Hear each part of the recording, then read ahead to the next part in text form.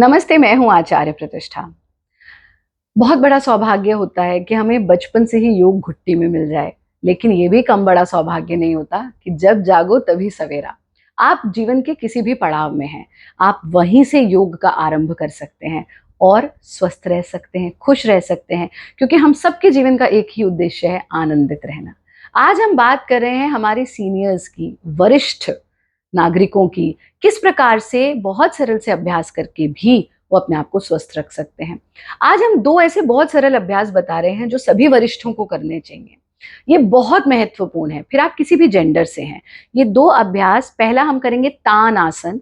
ये हमारे पूरे शरीर को स्ट्रेच करता है, रिलैक्स करता है। इससे हमारा पूरा मेरुदंड, पूरा का पूरा नर्वस सिस्टम, हमारा हृदय, हमारा ब्रेन, हमारे जॉइंट्स, ये सब स्वस्थ रहते हैं। और दूसरा अभ्यास हम लेंगे अर्ध हलासन, लेकिन सपोर्ट के साथ, ताकि आपकी बैक पर कोई स्ट्रेन ना पड़े। और उसके लिए हम यहाँ पर आपको एक चेयर का प्रयोग करके दिखाएंगे, आप उसे दीवार के साथ भी कर सकते हैं। तो पहला अभ्यास ले लेते हैं हम तान आसन का।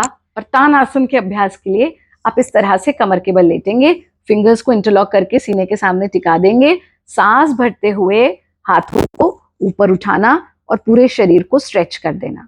यहाँ आप देख रहे हैं कि कमर से नीचे का हिस्सा नीचे की ओर खिंचा हुआ है, कमर से ऊपर का हिस्सा ऊपर की ओर खिंचा हुआ है। पूरे शरीर में एक अद्भुत खिंचाव आ गया है। और फिर हम सांस छोड़ते हुए हाथों को वापस ले आते हैं, पैरों को खोल लेते हैं, शरीर को बिल्कुल ढीला छोड़ देते हैं।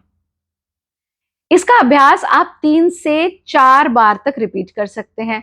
और यहीं से हम लेंगे चेयर के साथ अर्ध हलासन। इस अभ्यास को आप दीवार के साथ भी कर सकते हैं, हमने यहाँ चेयर का प्रयोग किया है।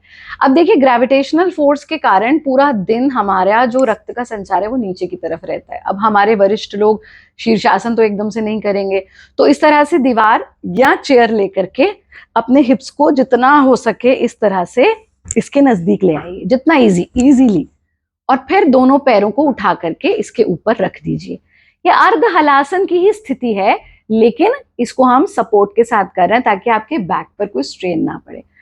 बहुत पास नहीं ला सकते हिप्स को, तो थोड़ा दूर भी रख लीजिए, लेकिन इस स्थिति में थोड़ी देर लेटना और रक्त के संचार को ऊर्ध्वमुखी होते हुए महसूस करना, और फिर धीरे से अपने पैरों को वापस ले आएंगे। उठेंगे कैसे? हमेशा हम पहले करवट लेंगे और फिर उठेंगे। इन सरल से अभ्यासों को आप अपनी दिनचर्या में ऐड कीजिए।